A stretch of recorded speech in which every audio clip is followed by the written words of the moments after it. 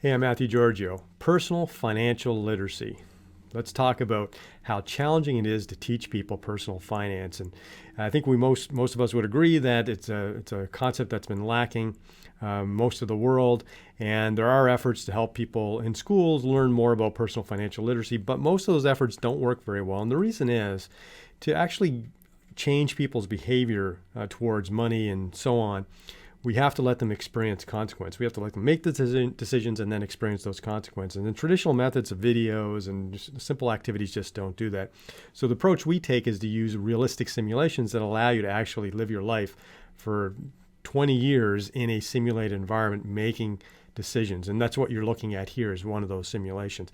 But here's the challenge that we have as well and how we've solved that challenge. And it's this.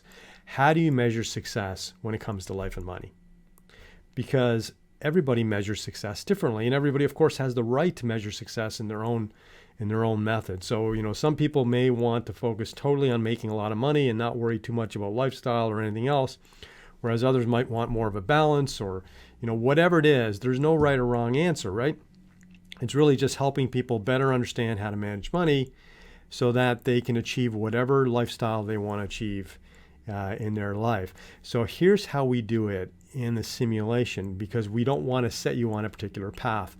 So what you're looking at here is our GoVenture Life and Money simulation, where you enter the simulation and you live your life week by week, year by year, making financial decisions. So you can get different jobs, you can buy homes or live in different locations, you can go get further education if you choose.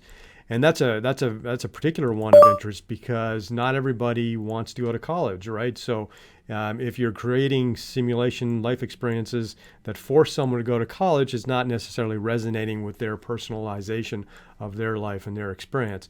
So here is how we deal with this. We deal with it by using what we describe as life goals.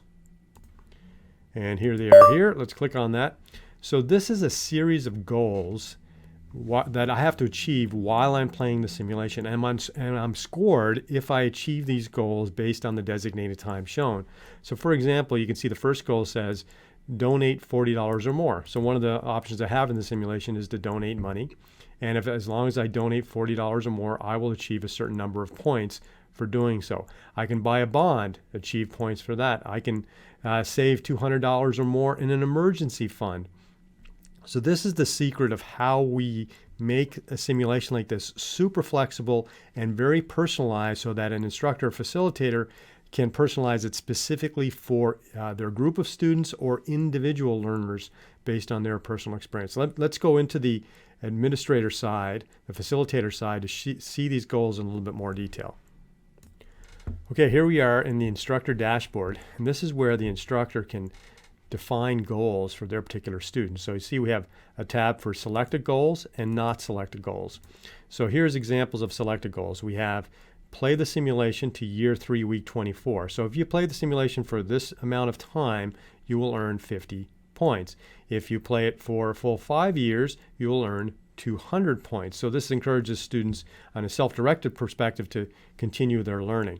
Here's an example of life and family. So there's a vacation option. So if you take a vacation by year 3, you'll earn 25 points. Let's look at income and net worth. You can hold a part-time job. So if you hold a part-time job for 100 weeks or longer, so that's about 2 years, you'll earn 100 points. If you save $250 in an emergency fund for 100 weeks or longer, you'll earn 30 points. And you can actually customize these as well. So for example, if I click on this, I can adjust the amount of money that I want in the emergency fund, how many weeks you have to hold it for, whether this is a required or optional goal, and how many points you'll achieve if you do it on time. And this is cool, we can deduct points if you're late. So if we say that you have to achieve this goal by year 3, let's say, but you achieve it, let's say, year 3 and 1 month in, as opposed to just giving you 0 points, we can just give you a reduced number of points. So it provides you a grace period for which you can actually achieve that goal, which again makes it more realistic as well, because not everything is defined by specific days or weeks in our lives, and the goals are designed to accommodate that as well. So there's all sorts of goals, from assets and investing goals, and then we have the non-selected. So what the facilitator can do is basically just click the plus button which moves these goals, the ones I'm clicking, moves them over to selected. And now they're part of the student's requirement. And then again, I can go in and customize the goals as I like. And I can also remove goals from the list if I don't want to select them. So this allows me to personalize the simulation experience based on not only my class of students, whether they're adults or younger learners or whatever their particular goals are, but also to individual learners as well. So if I have students or even one student who wants to do let's say a PhD, wants to become a doctor or a university professor, I can actually set those specific goals where they have to achieve those educational degree requirements and pay for them too. That's part of the life and money experience. Or if I have students who are going to go into trades, I can have them do a 1-year or 2-year trade diploma and an apprenticeship. Or if I have students who are not going to go to college at all, I can have them live that experience. And the simulation actually adjusts based on those decisions. So for example, there are some jobs, teachers, lawyers, doctors, engineers, where you have to have a certain level of formal education achieved in order to even be able to have those jobs. But of course, there's other jobs that don't require degrees and diplomas, and you can still have a very successful financial experience, including through investing and so on, through the simulation based on your specific goals. So that's how we use custom goal setting to make simulations very personalized, particularly in personal financial literacy, where the measurement of success is also a very personal thing. I'm Mathew Giorgio.